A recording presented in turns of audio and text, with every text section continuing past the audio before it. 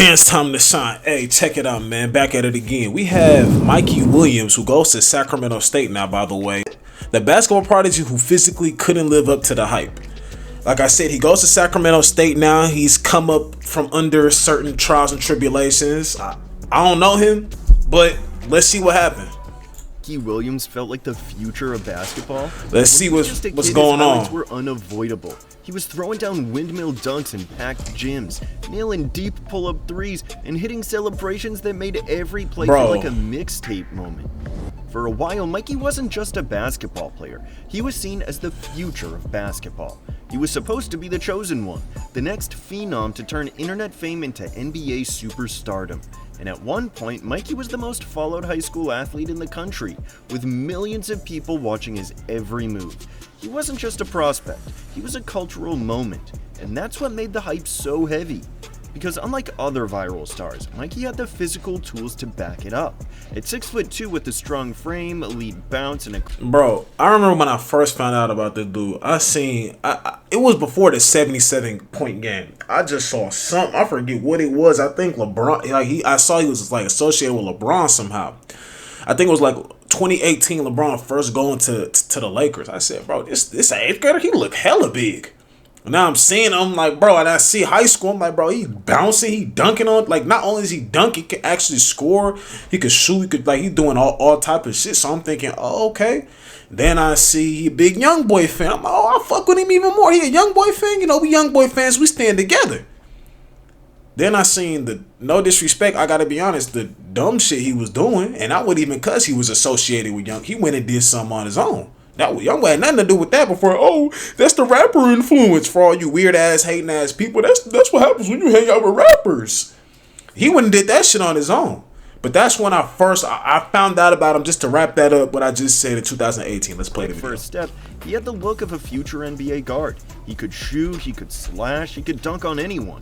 And for a while, it looked like he was on a straight line path to the league. But the thing about hype is that eventually it has to meet production. And that's where Mikey's story started to change. Because while the mixtapes made him look... Oh, see that? And that's where...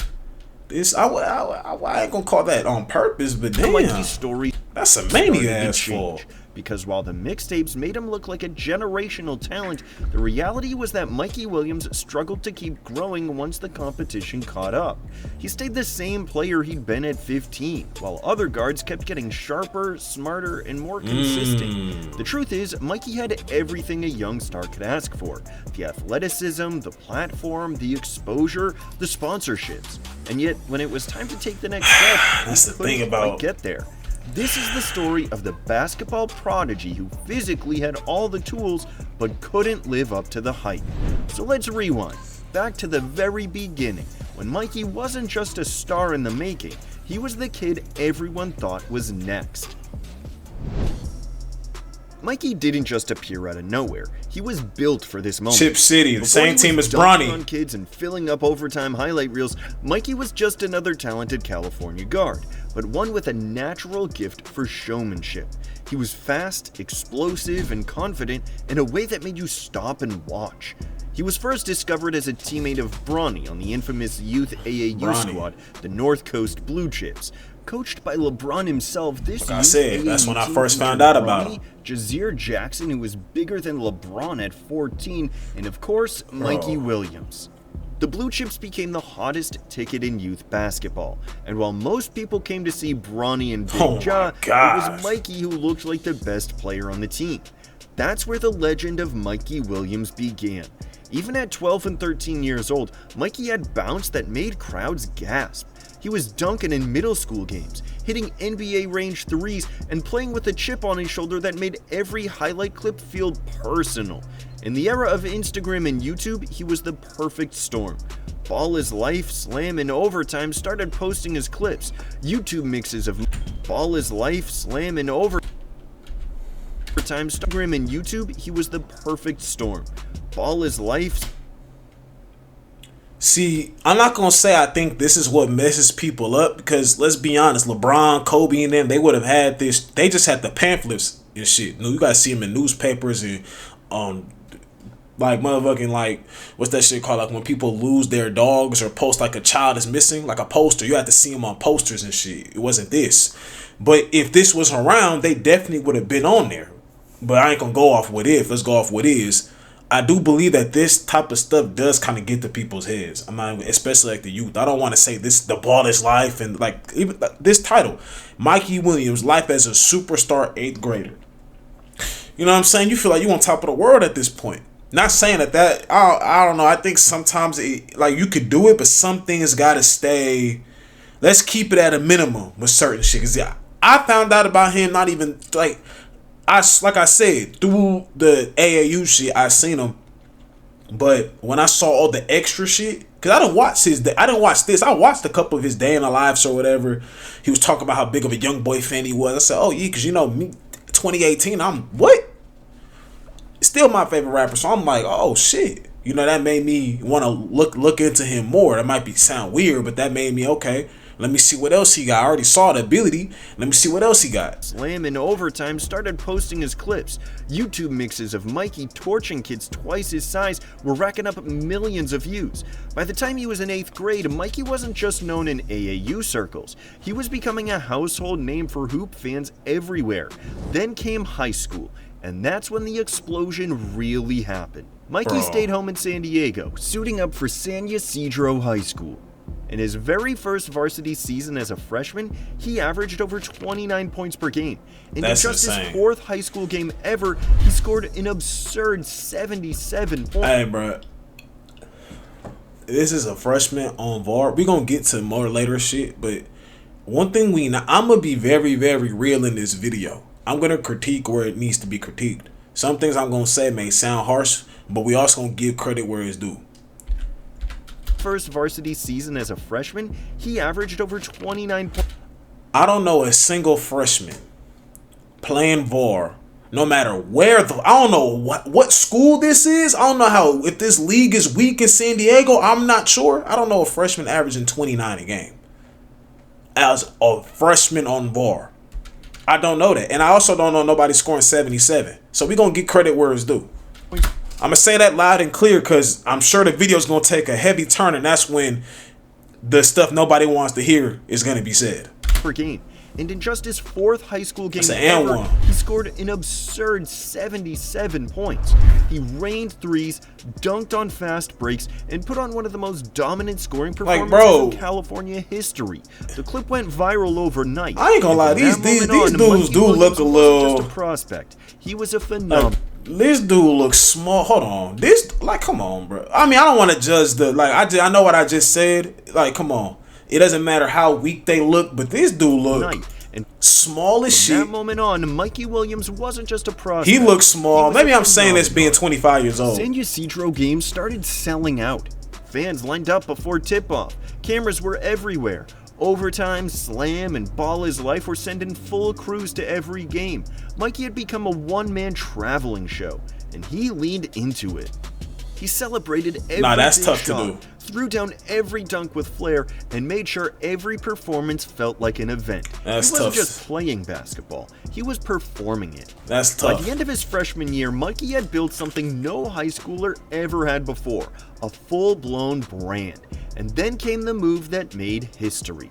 At just 17 years old, Mikey Williams became the first American high school basketball player to sign a shoe deal with a global footwear brand, inking a multi-year contract with Puma. This wasn't just hype, this was groundbreaking. It put him in the same conversation as NBA stars with signature shoe deals before he ever played a minute of college basketball. He was a pioneer, blazing a trail for the NIL era that was just beginning to take shape. By this point, Mikey had more than 3.5 million Instagram followers, more than many NBA starters. He was bigger than just a recruit. He was a celebrity, a trendsetter, the face of the high school basketball internet era. At his peak, Mikey Williams felt inevitable. It wasn't a question of if he'd make the NBA, it was how big a star he'd be when he got there. But as we've seen before, hype is a double-edged sword, because the bigger the rise, the bigger the crash when things start to go wrong. Facts. And soon, cracks would start to appear, both on the court and off. At his peak, Mikey Williams, from what I see, he didn't grow up poor, did he? Because sometimes when you grow up poor and you get all that, like, look, I think LeBron got some type of deal, right? Before the NBA, didn't he, if I'm not mistaken? But LeBron had good people around him. You know, there's people who are getting money under the table and doing nonsense with it. So, and the people who do nonsense are usually the people who make a mistake because they don't have guidance around them, or they just think they bigger than the program, bigger than the world. You know, y'all seen like the Lenny Cook story, right? You know, so I no disrespect to Lenny Cook, but I think, I don't know, not Lenny. Mikey didn't come, like, he wasn't a broke kid growing up, bro. I think didn't his dad play in the league or something. His dad, I remember watching something where that house, yeah, you didn't look like you came from no struggle, like financially. Probably struggled in other things like everybody else do in life, but financial struggle, not knowing when your next meal would be, shit like that. You don't look like that's your case. You know, look like you had, from the looks of, I don't know, your parents, you looks like you had good people around you. I don't know. Williams felt untouchable. He had millions of followers, a historic Puma deal, and a reputation as the future face of basketball. But if there's one thing we've learned about hype, it's that it has an expiration date, and soon people started asking questions.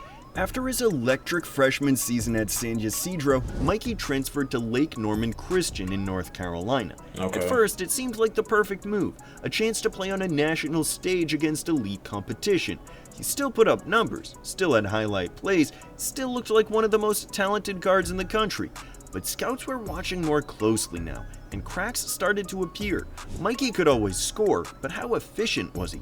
Could he run a half-court offense? Could he defend consistently and elevate teammates when the lights were brightest? Then came another move, this time to Vertical Academy. See, it's all the moves. It's all the moves. Why is it so many? I went to this school, I went to that school, I went, like, all them moves. If I'm a scout, I'm gonna look like, why does this dude keep on changing schools? Like, all right, you play 1 year at this school. You want to play better competition. You go to this school and you stay there for the rest of your high school career. Cool. But it's just like that.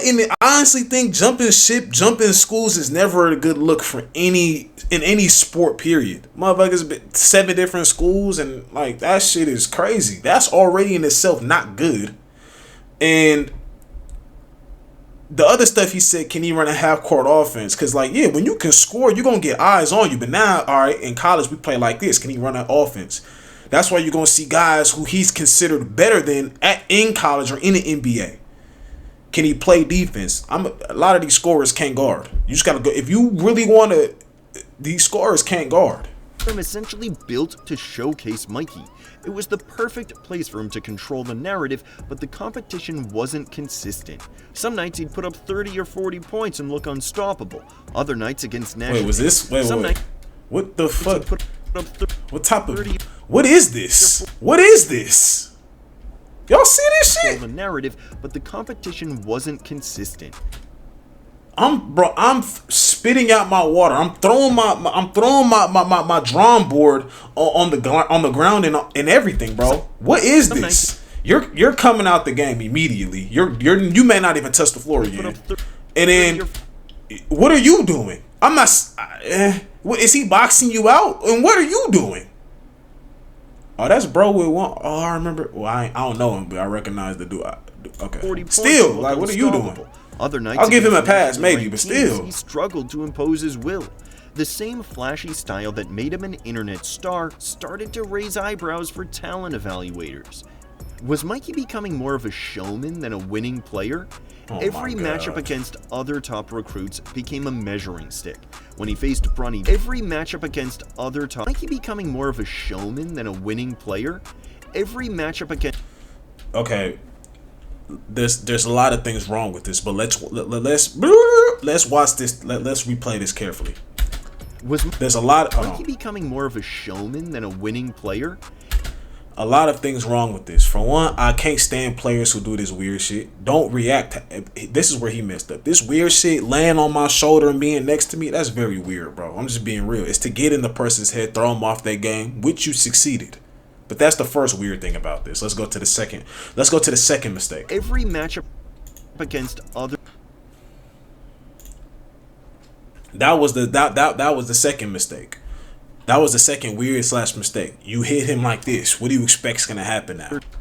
Now he pushed you, became a and you did this. stick. When he faced Bronny James, Dior Johnson, or DJ Wagner, the gyms were packed and the cameras were rolling.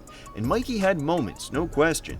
He'd throw down a dunk that blew up on Instagram, hit a clutch 3, or stare down a defender with the swagger that made him famous. But there were also games where he disappeared for stretches, settled for contested pull-ups, or got caught on defense. For the first time, there was a debate about whether Mikey was just a great high school player or someone who could actually translate to the next level.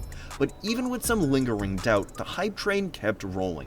Mikey committed to Memphis in late 2022, and it felt like a turning point.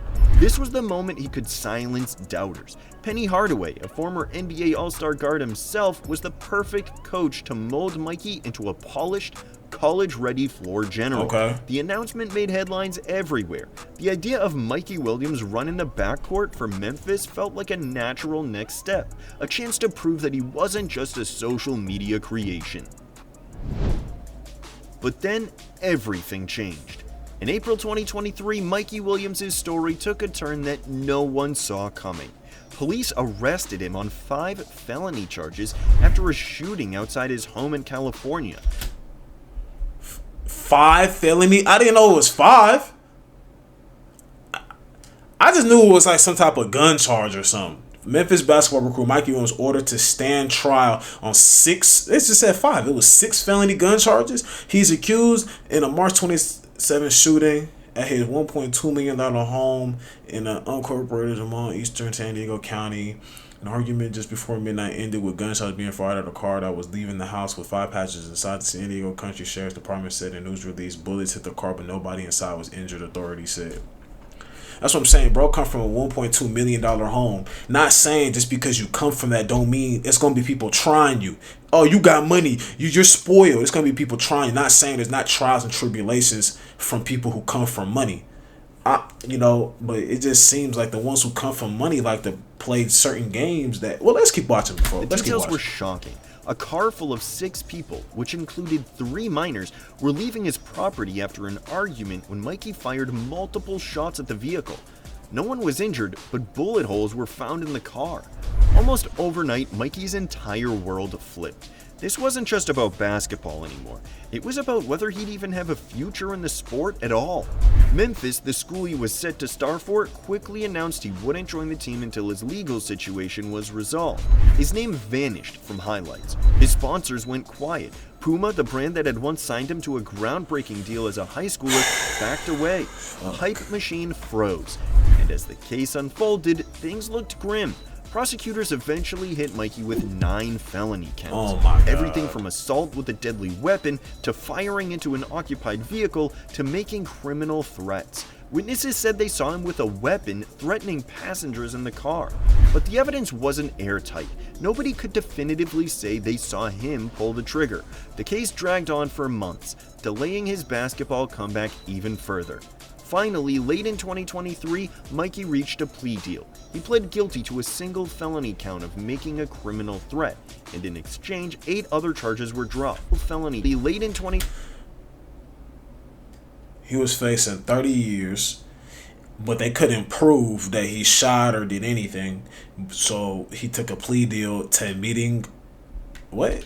23, Mikey reached a plea deal. He pled guilty to a single felony count of making a criminal threat. Making a criminal threat. So that sounds like the least bit out of the other shit. Assault with a deadly weapon, all the other shit is way worse than the shit he pled guilty to. All right. And in exchange, 8 other charges were dropped. He was facing 30 years. Under the years. agreement, he avoided jail time, but he had to complete anger management, safety courses, counseling, and community service. If he followed every condition, the charge could even be reduced to a misdemeanor down the road. 10 years. Legally, Mikey got a second chance, but the damage was already done. He lost a full year of basketball, a year when other top recruits were turning themselves into lottery picks, all while Mikey was on the sidelines fighting for his freedom instead of refining his game. And that lost year might be the single most important chapter in his story. The moment where the gap between Mikey Williams the brand and Mikey Williams the basketball player truly started to widen. By the time he re-enrolled at Memphis in early 2024, Penny Hardaway made it clear that Mikey wouldn't play that season. Not because he wasn't talented, but because he wasn't ready. Eventually, Mikey entered the transfer portal without ever playing a single minute at Memphis. He was searching for a fresh start, but the landscape had changed. He was no longer a guaranteed draw. He was no longer the face of high school basketball. He was a question mark. And that's when the narrative around Mikey truly shifted. He went from the next big thing to a cautionary tale in real time. From the kid who was supposed to be first in line for NBA stardom to the player who was fighting just to prove he belonged on a college roster. This was the moment when the hype stopped being fun. This was when the weight of it all, the followers, the mixtapes, the Puma deal, the expectations, came crashing down. And it was the moment we realized that Mikey Williams, the internet's favorite prodigy, wasn't just facing opponents anymore. He was facing time, pressure, and the consequences of choices that had nothing to do with basketball. He would finally suit up for the University of Central Florida in the 2024-25 season. I seen like 2 games. But it never really clicked. Mikey played just 18 games, only starting in 5 of them, and averaged just 5.1 points per game in just 14 minutes. There were flashes, a couple of 14-point nights, a few games where he rebounded well for a guard, but the efficiency issues followed him to college. He shot 37% from the field and 28% from 3. And just as he was starting to settle in, injuries took him out again. The rhythm never came. The leap scouts were hoping for never showed up. By the time the season ended, Mikey looked less like a future NBA star and more like a player searching for a home. And that's exactly what he did, transferring to Sacramento State for the 2025-26 season. I really want to see. I don't even know, Mikey. I obviously I'm older than you. I don't know you at all, but I really want things to work out for you at Sac State, bro. I'm glad you were able to come up from that. To come up from what you came back from. Please make the best of this situation, bro. It's Sac State. Just make the best of this situation, bro. Make the best of this situation. I will be tuned into basketball crazy this year. I'm always tuned in, but I took a break kind of last year. A lot of basketball content coming for y'all, bro. But Mikey Williams, I really want to. I don't know you at all, but I really want to see you do good at this school. You beat that. You came back from under that. Don't make no crazy. Don't do nothing remotely dumb like that again. Just come out there and do what you do. Adjust, adapt, and do what you need to do to succeed, bro. Where he's now trying to reinvent himself. And honestly, that might be the best thing for him. At a smaller program, with the new coach in Mike Bibby and Shaq as the GM, he has a chance to slow down, get consistent minutes, and Sac State like that made some moves though. Instead of chasing highlight plays. It's the kind of situation where he could quietly put the pieces together, work on his efficiency, learn to defend, and maybe, just maybe, remind everyone why he was so hyped in the first place. But this is also the crossroads, because if Mikey can't make it work here, if he can't turn himself into a consistent, efficient guard in a smaller conference with a coach who believes in him, the NBA dream might officially slip away. This is the part of his story where potential has to finally meet production, where highlight dunks have to give way to winning basketball, where the player everyone once thought he was has to actually show up. Because Mikey wasn't like Julian Newman. He wasn't physically outmatched. If anything, he was physically gifted. He had the tools to succeed, but the refinement never caught up. The polish never came, and when the spotlight shifted, he didn't have the substance to keep himself in the conversation. That's why Mikey's story feels so different, and in a way, so much sadder. Because there was a world where Mikey Williams could have been everything we thought he'd be. The NBA-ready guard with star power, charisma, and a game built for the modern era. But he never became that player. Now he's fighting for one last chance to write a different ending. Not under the bright lights of the Big 12, not with ESPN cameras following him, but in a quieter college gym in Sacramento. If he's ever going to change the narrative, it has to happen now. So here's the question that everyone keeps asking. Was Mikey Williams ever really as good as we thought, or did we just fall in love with the highlight version of him? It's probably a mixture of both.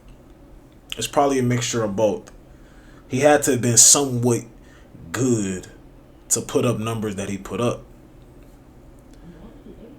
But I think he was good. Very good. But then certain shit did get to him. I don't know what business you have of even being in that situation, but hey, certain shit happens, and we're just gonna leave it there. It happened. You got through it.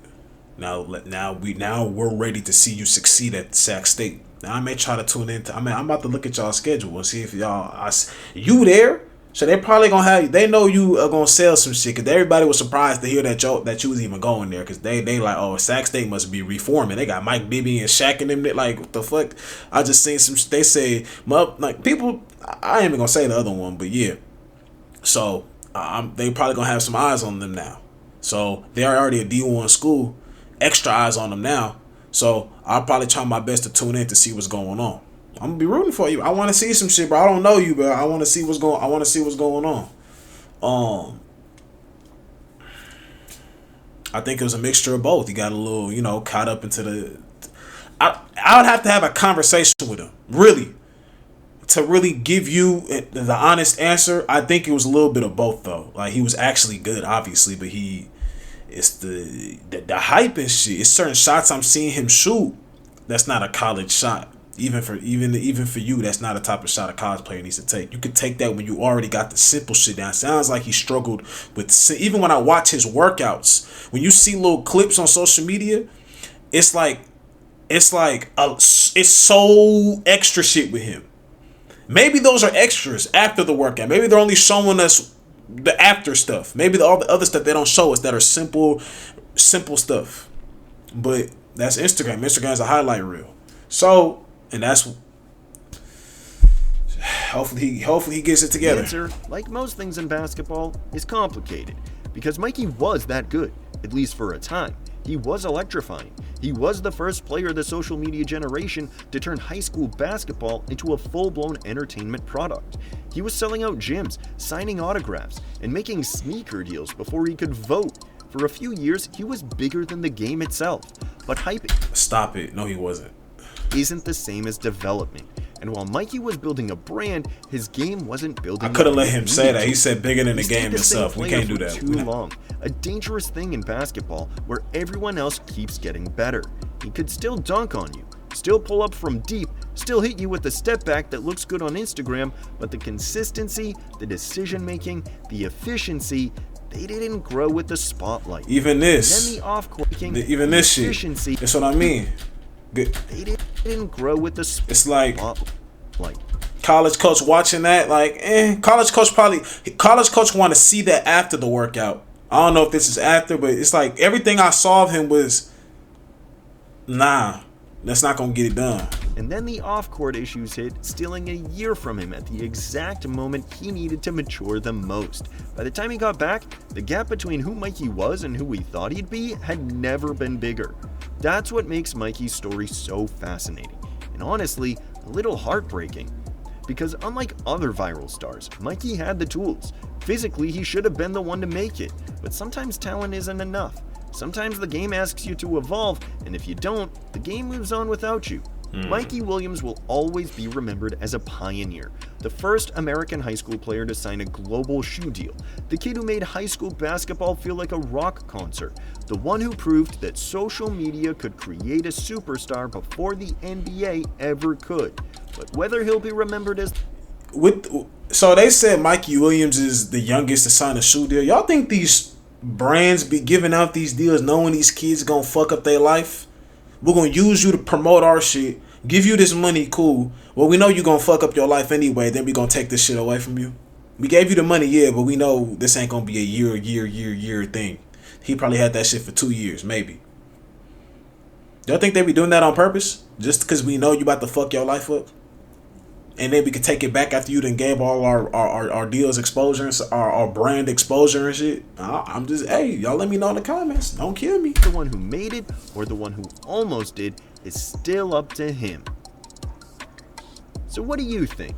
Can Mikey Williams still rewrite his story, or has his chance to live up to the hype already passed him by? Let us know in the comments. And if you liked this video, don't forget to leave a like and comment, and subscribe to the channel for more basketball deep. Oh, we could do the Junior Newman one next. But hey, bro, if y'all like this video, y'all know what to do, man. Mikey Williams, hopefully, hey, I genuinely want to see you win. Handle your business at Sac State. Help them win. Help them get better. Help them win, and you handle your individual business. Y'all like this video, man? Y'all know what to do. Rest in peace to Kari X, my grandma. Smash this like button, man. Subscribe if you are new. Do this right here on this screen, and I'm gone. Bam.